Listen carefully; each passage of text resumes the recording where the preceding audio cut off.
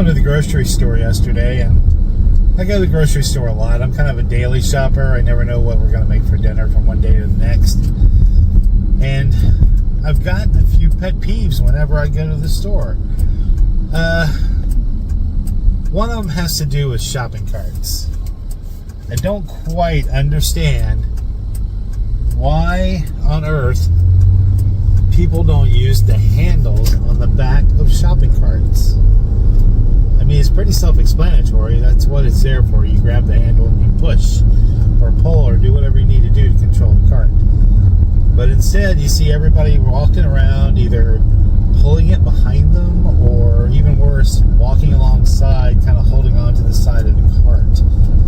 Now, some of you are thinking, well, what's the problem with that? Well, if you're on the side of the cart while you're pulling it, you're taking up twice the space in a given aisle, and you can't get around these people. And it's just kind of rude, honestly. Just be cognizant of it. Now, I'm not saying if you're like, if you're there with your parent or your spouse or a loved one, and one of them kind of like hangs on the side and whatever, or if it's an older person and they're hanging onto the side for a little support, that's a different situation. I'm talking about the young, able-bodied, probably on the cell phone on the other side, walking along with the cart, dragging it from the side, taking up 2 spaces in the aisle. It doesn't make a whole lot of sense. Second, you got the online shoppers. Now, I shop online. I'll buy things from the grocery store online and have it delivered or ready for pickup or whatever. And that's all great. I like the service. Unless you're in the store shopping for something and you have to get around the people that are doing the shopping for the online shoppers. Now, it's not a bad thing that they're doing. It's just that their carts are twice as big as any other carts that you would use in the store. They have different bins on them in some places. And I get why it's like that. But again, it's just hard to maneuver around sometimes. They didn't quite figure out the best system for this. So hopefully at some point it'll be streamlined a little better. I know this is still a fairly young business model for some of these places. So it's just a minor gripe. And finally, what's up with people bringing their dogs to the grocery store? Now, if you have a support animal, that's a completely different thing. I understand support animals are great. But if you have an animal that you just think is cute and you want to keep it in the cart while you're going around the grocery store, no. Just no. Maybe they're well behaved. Maybe they don't bark or bite or whatever. It's just a weird thing. Leave the dog at home. If you have a dog in the car, well, what were you doing bringing the dog to the store in the first place? I mean, don't leave it in the car, especially not where I live. It's way too hot here for that. So, push your carts with the handle. Be mindful of the people that are doing the online shopping for you. And enough with the dogs. The dogs don't need to be at the place where you buy food. That's just my thought. Anyway, I'll see you tomorrow. Like and subscribe. I won't be as grumpy tomorrow. Maybe. Bye. Good morning. You know, about 7 or 8 years ago, I was part of a Nielsen family. Now, you've probably heard of that before. The Nielsen family determines TV ratings and whatever shares it makes a television program or network or whatever profitable. And let me tell you, it was just kind of weird. It was weird to be part of a Nielsen family. Number one, you hear some things about Nielsen families, and we did a little bit of research before we started it, where we found out that they're prone to like just kind of showing up unannounced, doing inspections on the equipment, all that kind of stuff. And we thought, well, let's weigh the good and the bad, and we thought, well, there's some good things about it, where they would give us a little bit of money. Did it for about a year and a half, thereabouts. There was probably about $200 that was made doing that, so it's not bad in that respect. But they put this equipment on your TV where after about 20 minutes or 40 minutes of TV viewing, I forget which one, it's been a while, they start flashing lights, very noticeably, outside your TV. And you have to take a special remote and press either, I forget if it was just an enter button or a code to let them know that you're still watching. And it all makes sense, but if you're trying to watch a movie and it's a couple hours long and you have to hit it several times while you're watching the movie, it just gets irritating.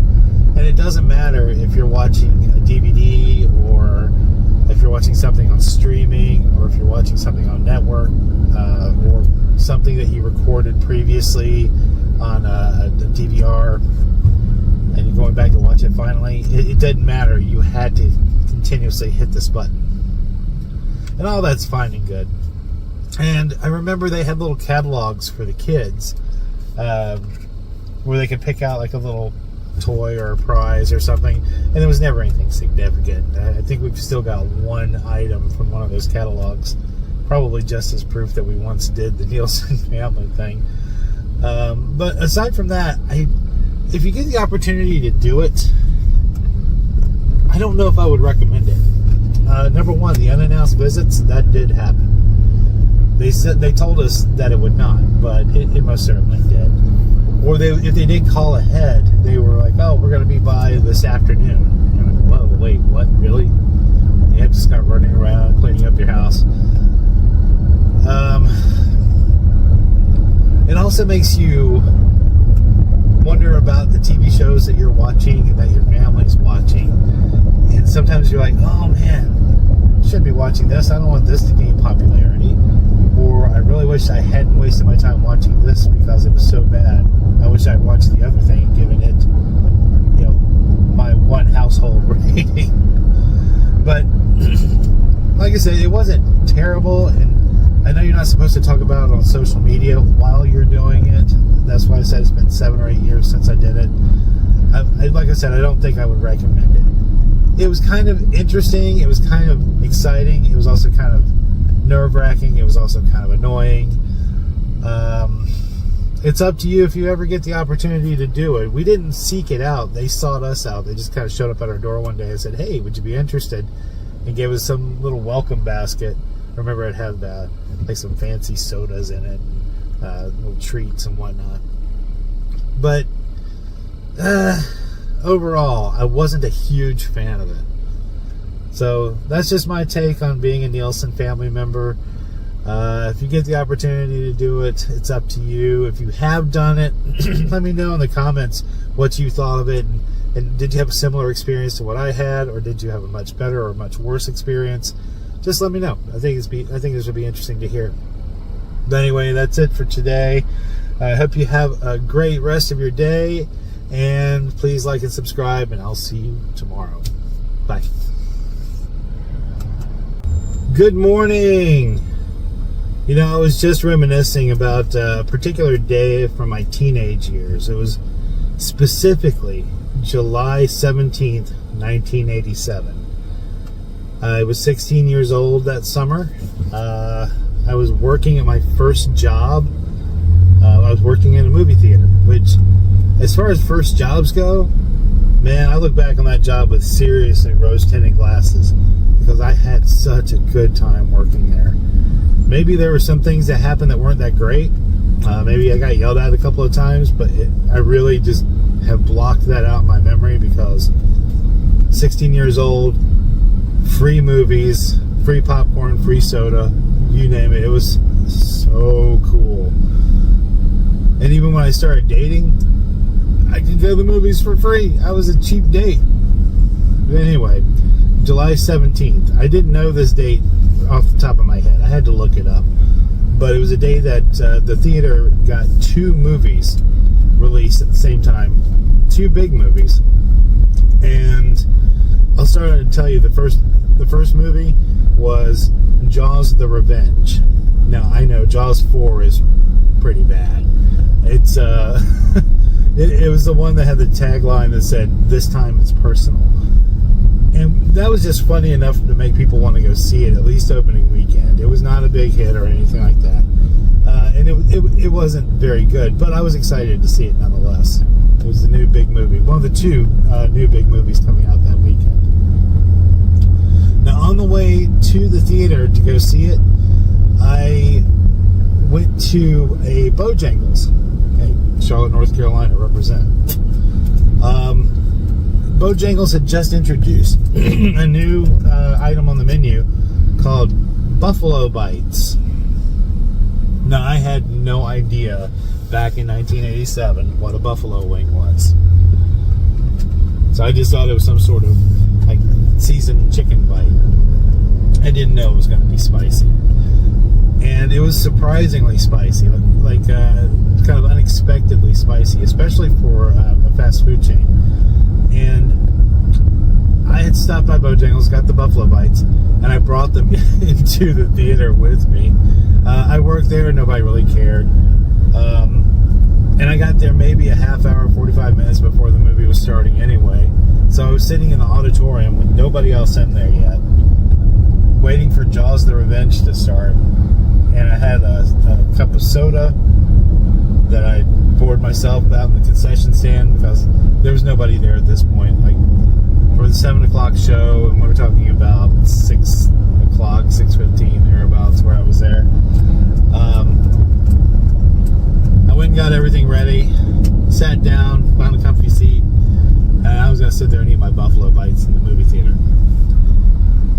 Well, once the spice hit me, I downed whatever soda I had in my cup, and I ran back out to the concession stand, and cup in hand, and ran behind the concession stand. I was wearing regular everyday street clothes. I didn't have on a uniform or anything.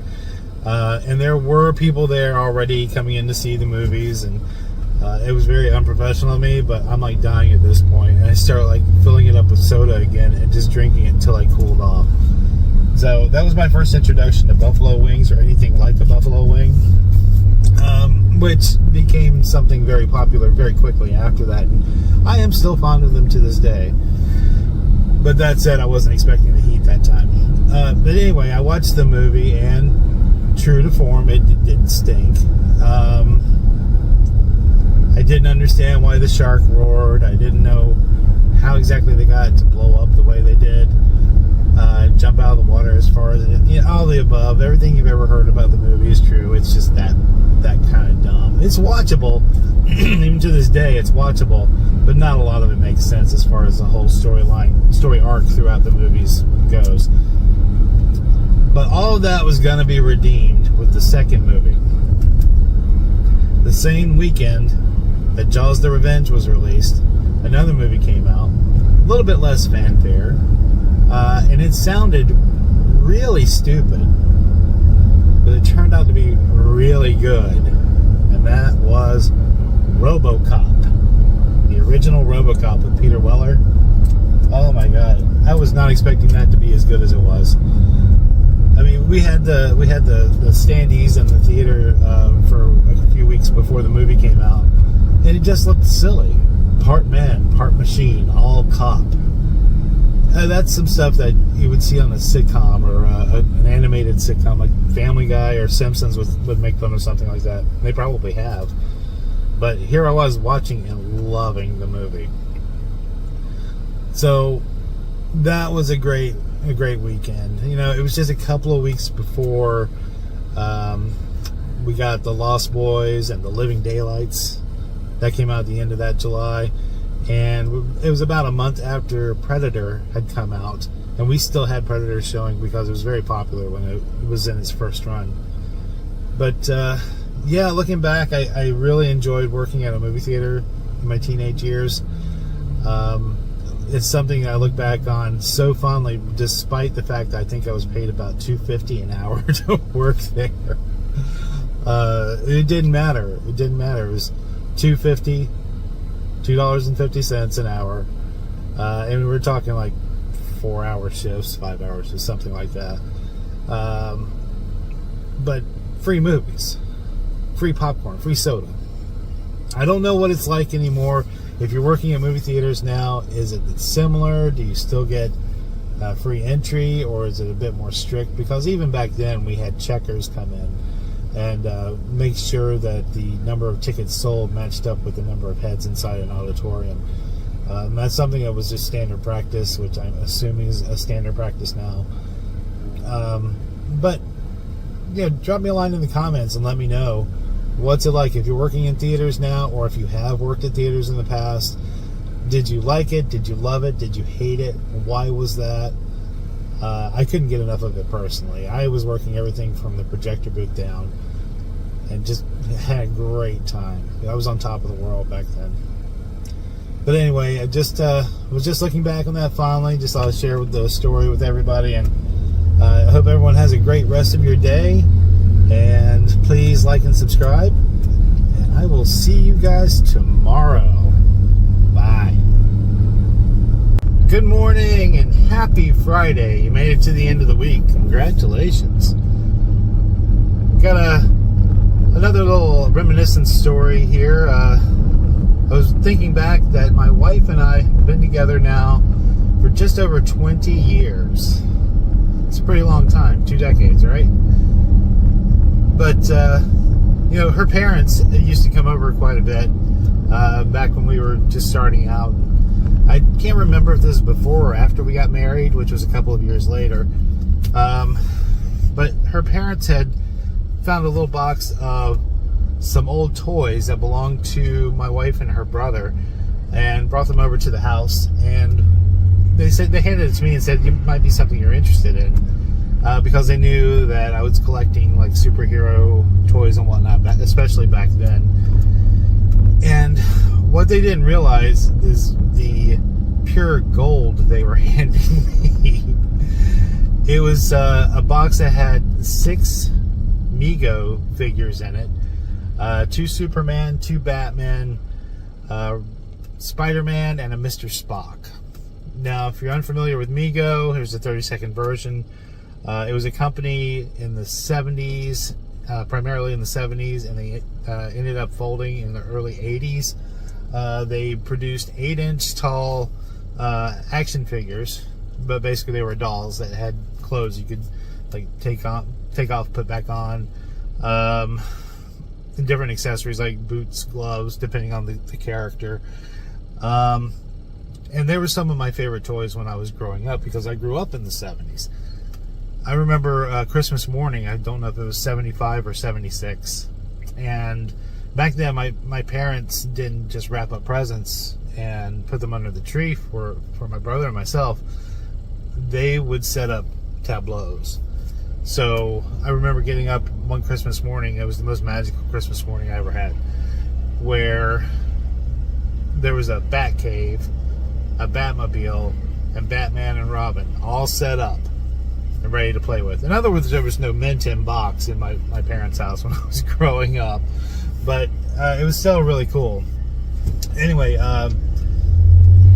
so cut to 20 years ago, I get this box. Now these figures had been sitting in a box for 30 years thereabouts at the time. So they were not brand new, obviously, but they were in really, really good condition. Not mint. They were missing some things, like the Batman had their capes, but they didn't have boots, belts, gloves, insignia, anything. Just the capes. But the capes were in pretty good condition too, considering. Superman was in really good condition, did not have an emblem or boots. And let's see, Spock was wearing jeans instead of black pants. I think the jeans came from Dukes of Hazzard toy, like I forget his Bo or Luke, that my wife also had at the time.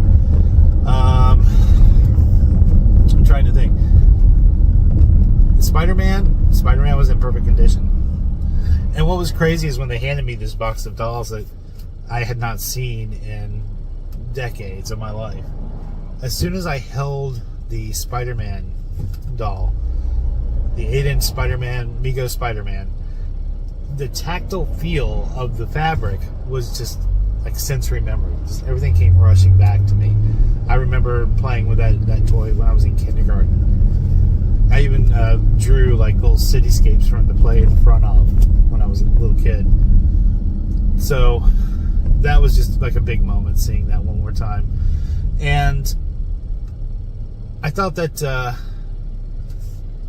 I had this newfound love for these toys. These were not even my original toys. They were my wife's and her brother's.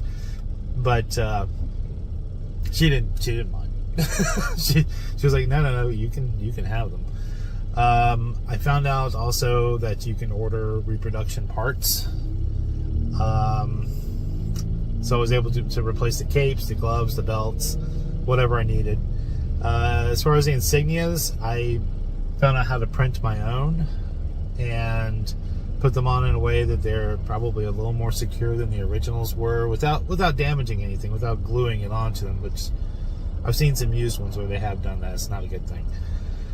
And it became not much of an obsession then, but maybe about 5 years ago, I started getting into actually collecting more. Like, I only had that small set from back then. But somewhere along the line, I had watched some videos on how to repair and restore some of these figures, and I started buying broken ones and getting the reproduction parts and putting it all back together, to the point where I now have a collection of Mego body parts and rubber bands and hooks and all sorts of things, in case I need to repair one pretty much on the fly. I could almost build an entire figure from them, and I have 2 or 3 different figures, both type 1, type 2, that's another story, that are just ready to go. They just need a figurehead and an outfit. But the point is, like, at some point my wife was like, I think you're spending too much money on these Mego toys, because they are vintage, they are not free, you have to get them on eBay or other auction sites, and the reproduction stuff isn't the cheapest. It should honestly be a little cheaper, but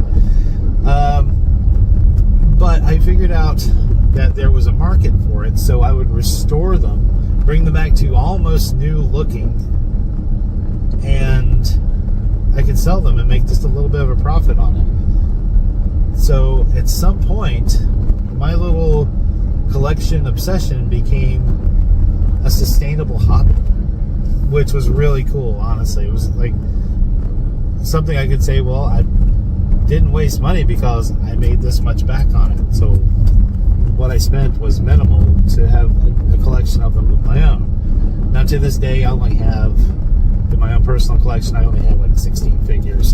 And that includes the original set that came from my in-laws.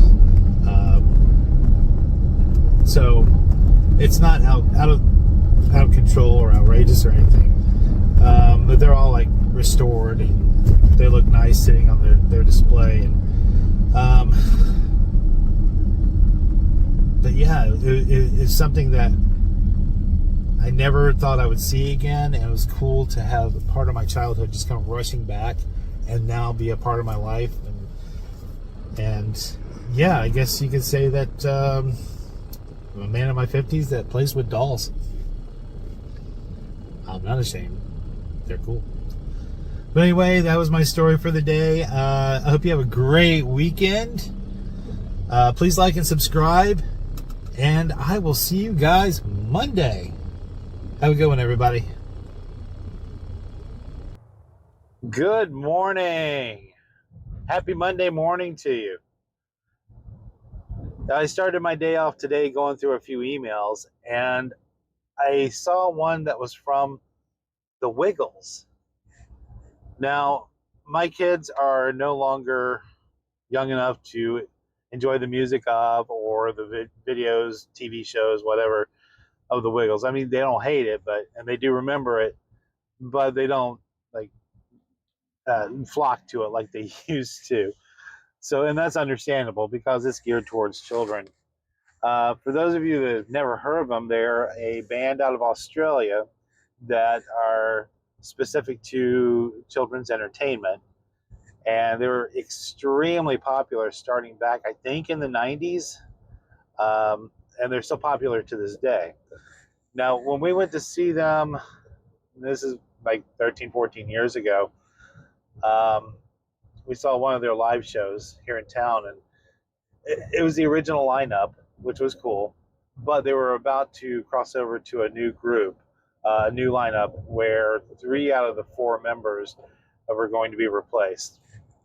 And those new people were there too, so it was kind of cool to see them all live and in person. That said, there's way too much about the Wiggles that I found kind of interesting in a tabloid, salacious kind of way, which is strange. I've watched not one, but 2 different documentaries about them, one of which was pretty recent. They put it out on Amazon. I think it's called Hot Potatoes. I know way too much of their music. I know they put out a dance remix version of their music just about a year ago. I listened to way too much of it. But looking back at the history, you had the 4 guys. You had Anthony, Greg, Murray, and Jeff. And they each wore a different colored shirt. So that was how they identified. They identified as the yellow wiggle, the blue wiggle, the purple, the red. So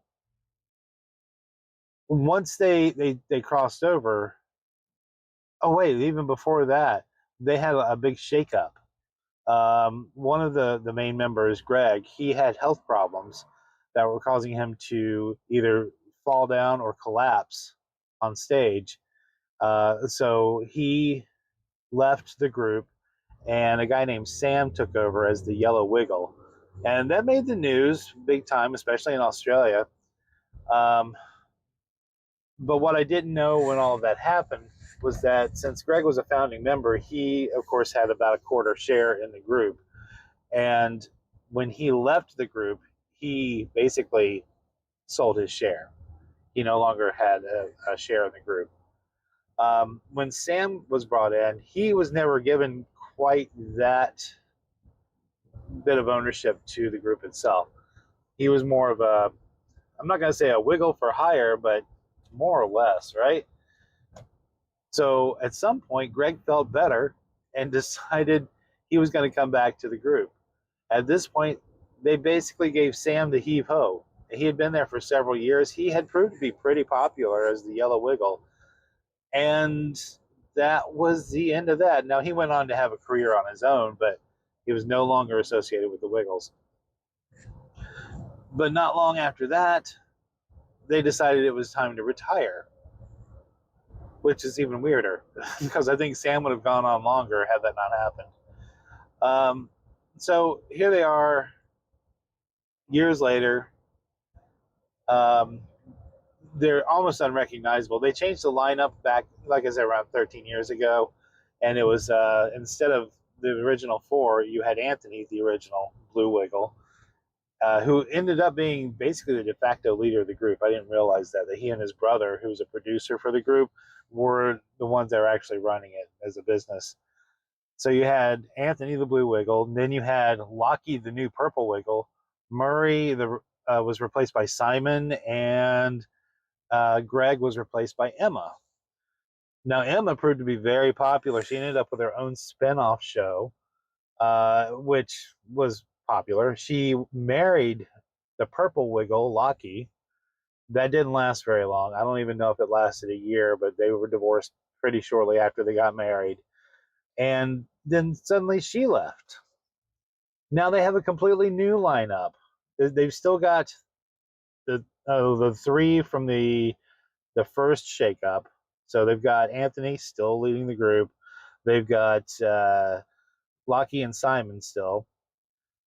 But now they've got 2 of each color, I think. They might have even more by now. I haven't really paid attention. But the last I saw, they had at least 2 of each color, including one of whom was a dancer with the group for years. She's now one of the red Wiggles. Uh, I think Anthony's daughter is now one of the blue Wiggles. So the 2 blues are both the same family. I could be wrong about that, but it's just interesting. And there were things like there was a tabloid rumor started about Anthony having an affair with one of the dancers in the group. Um, and she's the one that's the red Wiggle now, which is kind of weird. It makes you wonder, like, was it a rumor? Do you know? But anyway, yeah, I know way too much about a children's music band. I don't know why. I don't know why I find the whole thing so interesting. So, have you listened to the Wiggles? Are you a fan? Did you have kids? Did they drive you nuts? Do the songs give you a headache, or is it a fond memory? Let me know down in the comments. Otherwise, I will see you guys tomorrow. Please like and subscribe. Oh, and I've got merch out there now. I have a new spread shop. So if you go to mmotld.myspreadshop.com, you'll get to see the merch out there for this channel. And hopefully I'll see you guys tomorrow. Have a great day. Good morning. I want to talk to you today about a special night that occurred in a year that was also very special to me. That year was 1989. Come take a ride with me. So 1989 was a pivotal year in my life. That was the year that I graduated from high school and started college. But smack dab in the middle of those 2 events was something that was a huge cultural event nationwide, maybe around the world. And that was Batman. Yes, the 1989 Batman movie was a big phenomenon. Mostly from a merchandising standpoint, because it wasn't the #1 movie of the year, which is crazy box office wise. But I'm not really going to dig into the movie itself so much, but of the night that I saw it. So most people know that the release date for Batman was June 23rd, 1989. They know this because there were posters out that said June 23rd on them. The night before that, there were special screenings done by radio stations around town. I did not go to one of those screenings. I actually went to a screening the night before that. So on June 21st, I got to see a special 2-day early screening of Batman. Now, the only reason I got to do this was because it was a theater employee screening.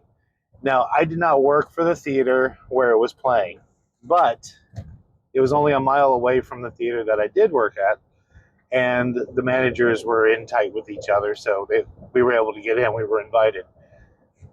So we get there, and it's like a midnight screening, and everyone's excited. I'm excited. I've been looking forward to this movie for a long time. And the place was pretty full. Apparently, a lot of the employees that worked there invited friends and whatnot, and I guess their friends invited friends, and it just became kind of a big to-do. So the first thing that happened once we all got in the theater and sat down was the manager of that theater scolded everyone. So that was fun. That's a good way to start out a movie, right? You get yelled at for bringing too many friends. Well, once the movie started, the manager came and sat down right in front of me. Now, I didn't have an obstructed view or anything, but she decided to complain throughout the entire movie. I only remember one specific thing she said because this was 36 years ago. During the scene near the end where Batman's in the Batwing and he's pulling this viewer in front of him so he can fire missiles at the Joker who's down on the ground. I remember her saying, "Oh God, now Batman's doing Top Gun." And I thought, lady, I've not enjoyed any of this because of you. So what I'm getting at is I saw Batman 2 nights early. One movie I was really looking forward to, really looking forward to. And I ended up not really liking it. I mean, this is one of the biggest movies of the year, and here I was 2 days early, a special screening, not enjoying it. So I was kind of bummed after that. Went home, and for the next 2 days, I just kind of moped because I thought this was going to be like a really big experience for me. And I know it's just a movie, but when you're 18, come on. But I ended up seeing it again. I saw it on opening night, so now it was on the 23rd. And I saw it at a completely different location. Saw it with a respectful audience. I was there on a date as well. And I absolutely loved it that time around. Now, some of you that have seen the movie, because like I said, it's 36 years old at this point. You might say, oh well, it was okay, but it was a little disjointed. It was a little weird. Yeah, you're right, it was. But there was something about it that clicked with me. It's probably because it was just such a pivotal time in my life, where here I was just after high school graduation, and I'm getting ready to leave home for the first extended period of time, and I don't know. Something about it just stuck with me. Like it was a little piece of me that I could take to college with me. I ended up seeing it in its first run 6 times, and I've seen it countless times since then. But it's kind of interesting how one person can really affect, good or bad, how you see things. So that's what happened to me June 21st, 1989. I saw Batman early, didn't like it, but I came around 2 days later. That's my story. So have you ever had any movies like that where you saw it, you just didn't click, and then suddenly it did and became one of your favorites over time? Let me know down in the comments. And please like and subscribe. And if you're interested in any Mid-Morning of the Living Dad t-shirts, then they are available at mmotld.myspreadshop.com. I hope all of you have a great rest of your day, and I will see you tomorrow. Bye, everybody. Good morning. And back in 1980, I was taken to a movie that introduced me to the new Hollywood era, on the back end of it at least. That movie? Popeye. I can explain. Come take a ride with me. When Popeye was released in 1980, I was only 10 years old. My parents took me to see it. I believe I saw it on New Year's Eve that year. It was probably at the time my absolute favorite movie. Once we left the theater, and I saw it repeatedly during its first theatrical run. And of course I've seen it many times over the years since. What I didn't realize back then was what I was really, really watching. Now, if you think about the new Hollywood movement, that started probably the late 60s and lasted through most of the 70s, with new young directors coming out, putting out a lot of edgier, more counterculture-ish fare. So you had directors such as Brian De Palma, Martin Scorsese, Michael Cimino, Francis Coppola, and yes, even George Lucas. They were coming out with films that were catching everybody's attention. Maybe because they were a bit more realistic, a less golden age era film, but nevertheless entertaining and very popular. So Robert Altman was also one of those directors. Robert Altman was the director of Popeye. And that might be the last person you would think of for a big studio production like Popeye, which, of course, was a big musical movie that was done as a joint effort between Paramount Pictures and Walt Disney Pictures. And one of two that they ended up doing in that era. Dragon Slayer was the other. Now, it did not turn out to be the runaway smash hit that they had hoped for. It wasn't a bomb like its reputation suggests. It just wasn't the huge hit. And critically, it didn't do terribly well. But I didn't realize what I was seeing back then, because you had all of the parts and pieces of the new Hollywood era just all in one film. You had one of the new Hollywood era directors. You had Robert Altman. You had legendary producer Robert Evans from The Godfather fame. He was producing the film. You had Jules Pfeiffer writing the script for the film. You had Harry Nielsen doing the score and the songs for the film. And you had Robin Williams, who at that time had just really broken onto the scene big with Mork and Mindy.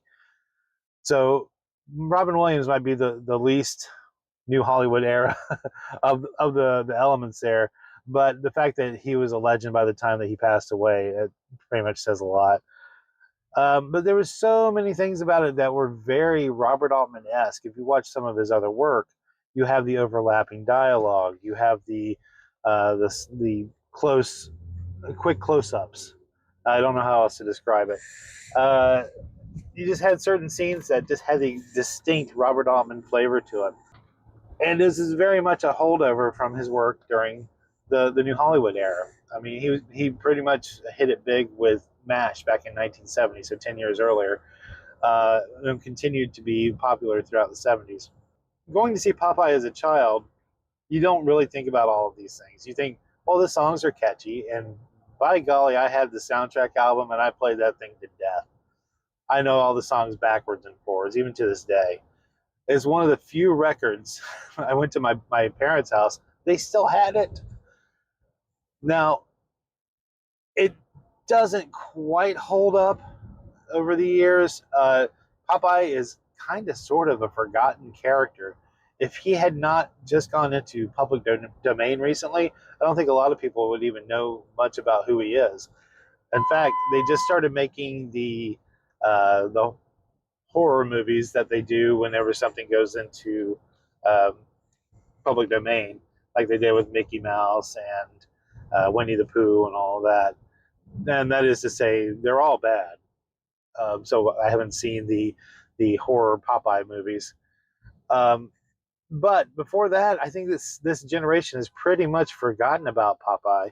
It was something that I watched on cartoons growing up, so I knew it pretty well. I mean, throughout the 70s, you were watching Bugs Bunny, Mighty Mouse, Heckle and Jekyll, Popeye, Tom and Jerry, a whole mix of those cartoons. But you don't really see a lot of them anymore, except on specialty channels like I think Boomerang was one of them. I don't even know if that's still a thing. Popeye, even though it's lost its popularity, it's still a fun movie to go back and watch. I mean, the cast was pitch perfect, and it really introduced characters even I wasn't familiar with back then. You had the entire Oil family, the mom, the dad, the brother, characters like Ham Gravy that you probably never heard of before unless you were a real fan of Popeye from the early comic strip days. And in fact, there was a book that came out maybe a year or so before the movie called Popeye, The First 50 Years. And I got a copy of it. It was after the movie came out that I got it. But it's just fascinating. And you see all the different characters that existed over the years and the ones they ended up using in the movie, and obviously the ones they didn't use in the movie, like the Sea Hag and Eugene the Jeep, things like that.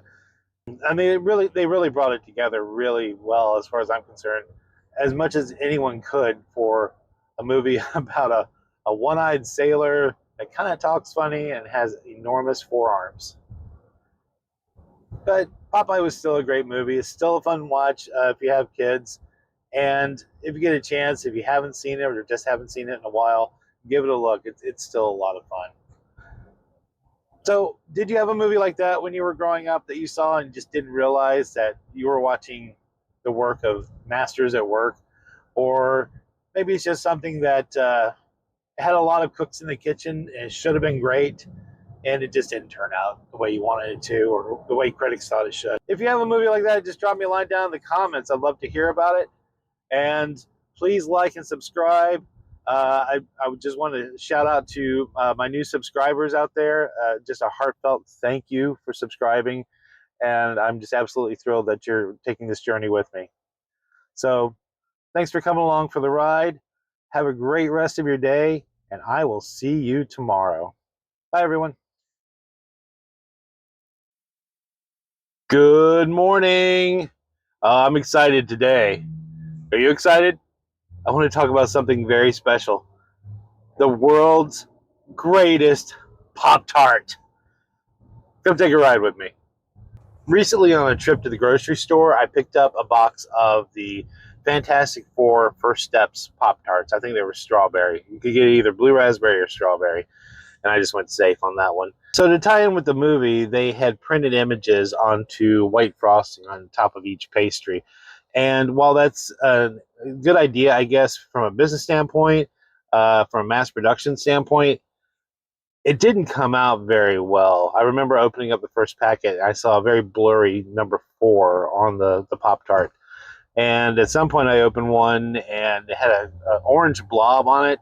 I believe it was supposed to be the thing.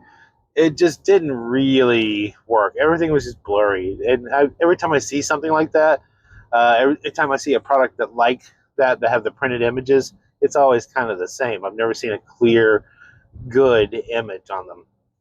But there was a Pop Tarts movie tie-in in 2002 that turned out for me to be the greatest Pop Tart of all time, and that is the Spider-Man Pop Tart. Now, they only made it to coincide with the release of Sam Raimi's 2002 movie. They did not re-release them for Spider-Man 2 or 3, which was a shame. They really should have. And it was a red pastry, something I'd never seen before, a bright red pastry, had dark blue frosting, and a gray webbing was designed on top of the blue frosting. So aesthetically, it was very cool looking. It was very reminiscent of the new costume that was introduced with that movie, where it had kind of the raised webbing on the outfit. It was just very, very good. The filling was called Spidey Berry, and they said underneath it it's wild berry filling, but I don't know, something about it just hit differently. It tasted so good. I don't know why. I've had wild berry numerous times since. I don't think it's that great. Now, they did release some special edition Pop Tarts for one of the Andrew Garfield Amazing Spider-Man movies, and they did another one for one of Tom Holland's Spider-Man movies. Both of those were very different. The filling was the same. It was Spidey Berry, Wild Berry. And the outside of it was what was different. For the Amazing Spider-Man, I don't know if it was for the first or the second one, it was just a plain pastry, no additional coloring. It had a red frosting and blue sprinkles that were shaped like spiders. Now, on the packaging, it looked okay, but if you open one up, it looked like a garbled mess. For the Tom Holland Spider-Man, and once again, of the 3 movies, I don't know which one it was released for. I did not actually buy these. I've only seen them online. They were the printed version. So it was the white frosting on top of a plain pastry that had a spider printed on it, among other things, I'm assuming. I only saw the one with the spider. It was on the packaging. I can only imagine that they were just as blurry as the Fantastic Four ones. So I don't know what it is about the red pastry. I think for me it added something to it. Not that it changed the flavor at all, obviously, it's just a mental thing. But it was like I said, the wild berry filling just kind of like hit in a very different way, that it was more flavorful, maybe sweeter. I don't know. It was just really, really, really good. I understand that there's a push to get away from artificial colors, and I know that in European countries you can't even have the artificial colors, or else they won't sell it. So that makes sense. I understand why they had to take that off the market. But the frosting with the webbing, I mean, that was ingenious. Whoever thought of that was just a genius. I don't know how difficult it was to make. I don't know if it was more expensive to make, but it certainly beats the tar out of the printed ones. I would be happy if they got away from that. And yes, I'm aware that they are for kids. I'm a big kid. And I know some of you are thinking, dude, you could lay off the Pop Tarts. I don't eat Pop Tarts all the time. And this is one that I remember fondly from 23 years ago that they don't make anymore. But if they were to come out with an homage to it, bring that webbing frosting back, I would be a very, very happy man. So, Kellogg's, if you're watching, I know you're not, but if you are, or if you know somebody that works for the Kellogg's company, tell them, bring back the Spider-Man Pop-Tarts. The 2002 version, preferably. Spider-Man Pop-Tarts, Spider-Man Pop-Tarts. They were the best Pop-Tarts of all time. Do you have a favorite Pop-Tart? Is there one that's discontinued that you miss? Is it something that you avoid at all costs for breakfast? Not just for health reasons, but you just really don't like Pop-Tarts? Do you like the store brand Pop-Tarts over the name brand? I think the Walmart ones are actually pretty good. Drop me a line down in the comments. I'd love to hear about it. As always, please like and subscribe, and you can set for notifications if you want to know when these videos are going to be released. And I hope you have a great rest of your day. Maybe you started with a Pop-Tart. Maybe you're about to have one. Go get some.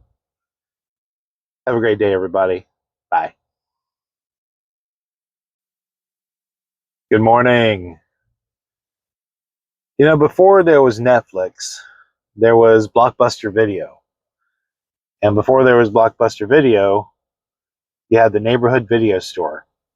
And for people of a certain generation, like mine, those are the places we miss the most. Come take a ride with me. A lot of people remember Blockbuster Video fondly. It was their Friday or Saturday night ritual. They would go in and go through all the different new releases and find something to watch and hold on to it for 2 nights because that was the rental model for Blockbuster. And they were all sad when they closed up. I think they may still have one store open. And they do pop-up stores every so often at like county fairs and whatnot. I don't know if they're really affiliated with Blockbuster or just kind of doing like a fan service type of thing. A lot of people blame the streamers for that, and that's true mostly. Actually, Netflix was doing a mail order DVD rental service, and that's what kind of pushed Blockbuster out of the way because people could rent the movies from home, never leave their house.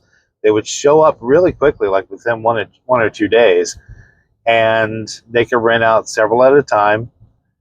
And when they sent them back, the next one on their list would come to them, and that was it. It was very convenient.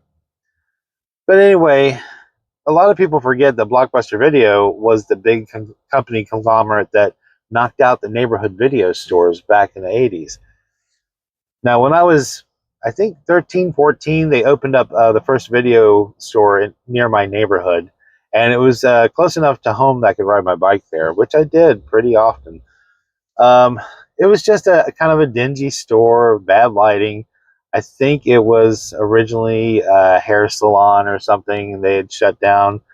It was not a very happening shopping center because, like, at one end there was a bait and tackle shop, and the other end, separately, there was a McDonald's. That was probably the biggest thing that was there. But I do remember going there fondly and going through the new release shelves, which they had, you know, maybe a couple of cases worth of new releases. But that's where you started going through different sections, like, oh, they have an action section, a comedy section, and to every teenager's delight, they had the horror section. We would all go through those boxes and kind of think, ooh, I wonder how gross this one is or how scary it is. And it was never the mainstream stuff like Friday the 13th or Halloween. It was the B stuff like House on Sorority Row or The Mutilator or something really weird like that. About a year later, another video store opened up just across the street from that one. And it was newer, a lot nicer.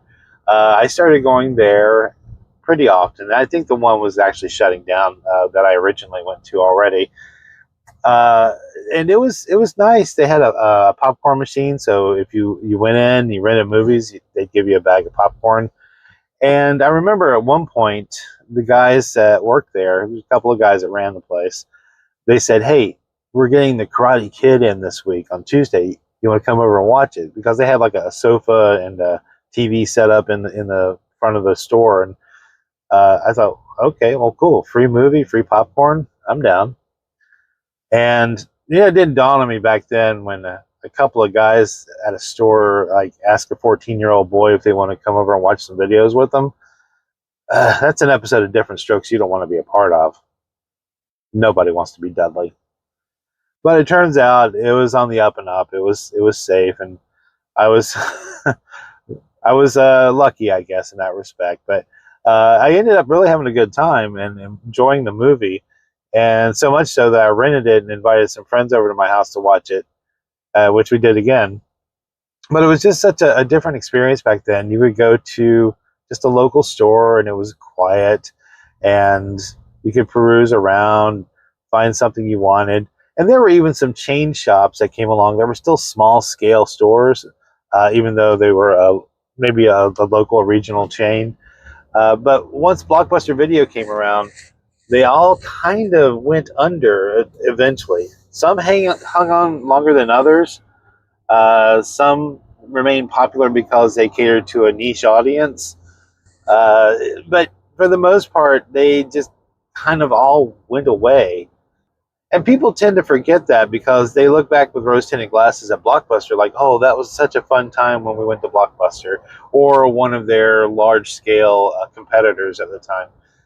But the fact is that there was the little places before that. Those are the ones that I miss the most. The mom and pop shops, the video stores, before they started renting them at grocery stores or gas stations, or just about any place you can think of where they were trying to add a little bit of extra business. But things kind of go in cycles, I guess, especially with home entertainment. Everything went from VHS and Betamax to just VHS to DVD to Blu-ray to almost nothing. Yes, they still sell Blu-rays and DVDs and whatnot at stores such as Walmart or Target. And so that's the only experience my kids have with perusing around the selections of video titles. That and maybe Redbox, which also no longer exists.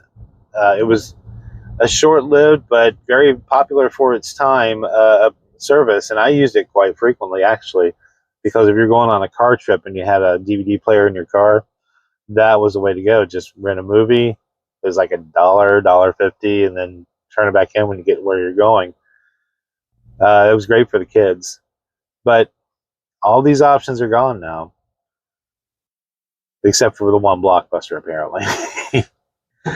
Things will come around, or they'll go away and the new thing will take over. Not sure what that's going to be at this point. You know, streaming has already kind of ballooned up into this big thing now that's become a little bit unwieldy, because every time that you get a channel that you like, another channel comes along with something else you want to see. And then pretty soon you've got, 20 different streaming channels, and you realize you're paying separately for them. So it'll be interesting to see what comes next. Anyway, please like and subscribe. I hope you're having a great day today. Have a happy weekend. I will see you guys on Monday. And thanks for taking the ride with me. Good morning and happy Monday to you. Sometimes when you're reminiscing about the past, you run across a tidbit of information that becomes actually timely and relevant. As a matter of fact, on August 23rd of this year, it marks the 40th anniversary of the release of one of the funniest comedies of the 80s. Come take a ride with me. Growing up, I didn't have a lot of big birthday parties. In fact, they were never really big at all. It was either a small family get-together, having dinner, maybe some cake, or I got to have a couple of friends over. And by a couple of friends, I mean about 2 friends. And that was fine. I personally loved it that way. But one of my most memorable birthday parties, if you can call it a party, my parents dropped me and my friends off at a movie theater. It was Second Run House. And we saw Better Off Dead. None of us knew anything about it going in. I think we might have known 1 or 2 of the actors, like John Cusack, who had just broken out as the lead in The Sure Thing after having been in 16 Candles. And we didn't really know much about it other than it looked like it might be funny. So we went in, no expectations, and loved it. The three of us just laughed through the whole thing. We were quoting it endlessly, and probably I still quote it to this day on occasion. But I mean, the cast was just pretty amazing for what was really a small scale teen comedy. I mean, like I said, you had John Cusack, who was in his prime at the time. You also had Diane Franklin, starring as the French exchange student Monique. Diane Franklin had also just recently been the title character in The Last American Virgin, and she would go on later to star as Princess Joanna, aka one of the babes, in Bill and Ted's Excellent Adventure. Now, Monique was living with creepy next door neighbor Ricky, played by Dan Schneider. Yeah, that Dan Schneider. And then you had John Cusack's best friend, played by Curtis Armstrong, who was at that point and will always be known as Booger from Revenge of the Nerds. On top of that, you had the parents of the movie, played by Kim Darby from High Noon. She was also like the creepy teenage girl who had a mad crush on Captain Kirk in an old episode of Star Trek. And David Ogden Stiers from MASH. And in a small role, but one that everybody remembers really well, was Yuki Okamoto, who also played Chosen in The Karate Kid Part 2, as well as the Cobra Kai sequel series. He's one of two Japanese brothers, and he only learned English by watching Wide World of Sports, which was hosted by Howard Cosell. For those of us of a certain generation, that's funny, because he only spoke like Howard Cosell. Look it up. But, I mean, there were just so many parts of this movie that were so funny, so quotable. I had my kids watch it not too long ago, and they both loved it. They quote it now. You can't get away from things like, I want my $2, or I'm sorry I blew up your mom, Ricky. Or just moments that are unbelievable for a comedy nowadays, because Better Off Dead was such a surreal, dark comedy for its time, and it's so lightweight. It's like a starter dark comedy for teens. And before anyone says that, oh, it's a movie that they could never make today because of the subject matter, which delves into potential teen suicide, because the story goes that Lane Meyer, played by John Cusack, gets dumped by his girlfriend, played by Amanda Wyss, who was also Tina in A Nightmare on Elm Street, and then becomes immediately depressed because he was pretty obsessed with her. So along the way, he meets Monique, the next door neighbor's French exchange student, and they form a bond throughout the movie. He starts to realize things aren't that bad. He's not better off dead, as the title suggests. So the movie just moves along. He gets out of his funk. He stops his comical, yes, wrong, yes, suicide attempts. And he goes on to prove that he's just as good, if not better, than the guy his girlfriend dumped him for. Better Off Dead marked the directorial debut of Savage Steve Holland, who, as far as I know, only directed 2 other theatrical films, and then moved primarily into television work after that. You still see his name pop up to this day, but it's usually on something on TV. And it's not a name you easily forget, Savage Steve Holland, which is pretty cool. It's partly animated, which is interesting. Some of it's funny, some of it's weird. You have standard animation in the movie. You have some claymation animation in the movie, and it's just fun. It's like this fanciful, dark teen comedy. It's just very surreal, but it's still a lot of fun. Critically, the movie did not do that well. Siskel and Ebert gave it 2 thumbs down. It did not do incredibly well at the box office. I think it made $10 million on a $3 million budget, which is a profit, but it was considered a failure by the studio. John Cusack hated it too. He walked out of a screening, according to the director, and said it was the worst thing he'd ever seen. He went on to work with the director one more time in a movie called One Crazy Summer, which is a very, very similar movie, both in tone and story, but it doesn't nearly hit the heights of Better Off Dead. It's just a superior movie.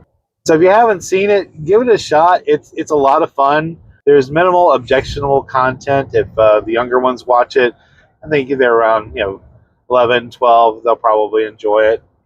As far as I'm concerned, it's one of the best comedies to come out of the 80s. And I can still watch it to this day and still giggle at the jokes and the lines and come away just wanting to quote it again like I was 15. Now, like I said, I saw it in a second run theater, which means it cost me $1 to get in. And I took 2 friends with me. So that means that they paid $2. Well, I hope you enjoy this look back at Better Off Dead. Please like and subscribe.